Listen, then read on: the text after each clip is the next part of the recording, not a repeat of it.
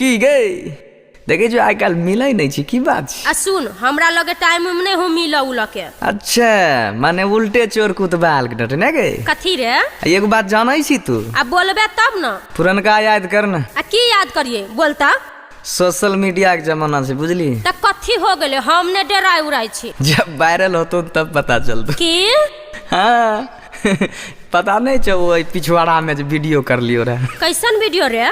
आई अभी तक तू सेव क के रखले छही? हाँ वो हमरा मोबाइल में अभी तक सेव है। अच्छा है सॉरी वायरल नहीं करिए बुझले। सॉरी नहीं देख जना पहले हमरा से मिले जुले रही वो ना मिल आ दोसर के चक्कर लगाना छोड़ दे। हमू जहन ऊ वहन हम देख अगर मानै छी तब आ नहीं मानै छी केकरो केकर की लेबी। हमें तो जाई छी एगो काल चैनल बने वहाँ पर डाल दे। नहीं रे है गोर लगै छियो।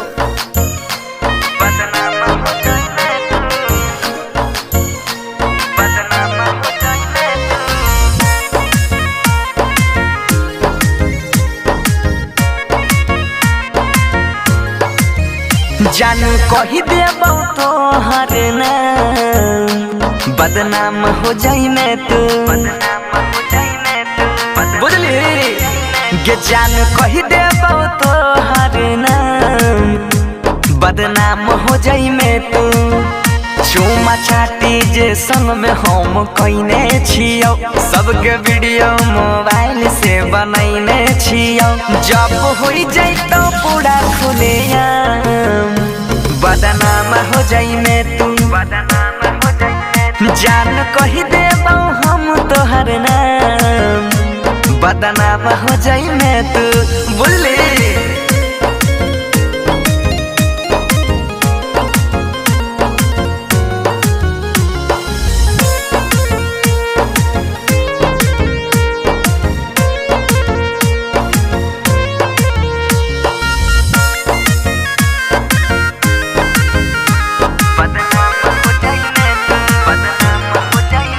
जितना उल्टा सीधा बात कइने छियो सब रिकॉर्डिंग मोबाइल में धइने छिया बाडल करियो अभी बोल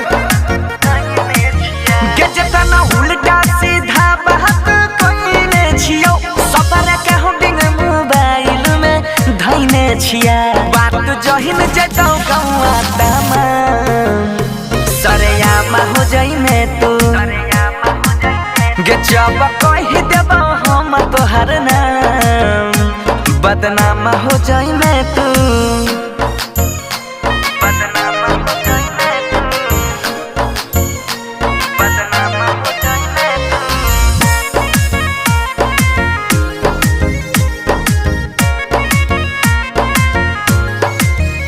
कहै छियो बात अभी हो तू मन जो लगे छोड़ी कहीं चला भरा बनसी के बन जो लगे बुझली। हाँ अब तो हर मर्जी कहै छियो बात अभी हो तू मन जो लगे छोड़ी कहीं चला भरा बनसी के बन जो लगे छूट जइतो करला छुमा छा बदनाम हो जाई मैं तू गे छौड़ी कही देबो हम तोहर नाम बदनाम हो जाई मैं तू। बेसी परेशान करबे त पुलिस केस कर देबो बुझली।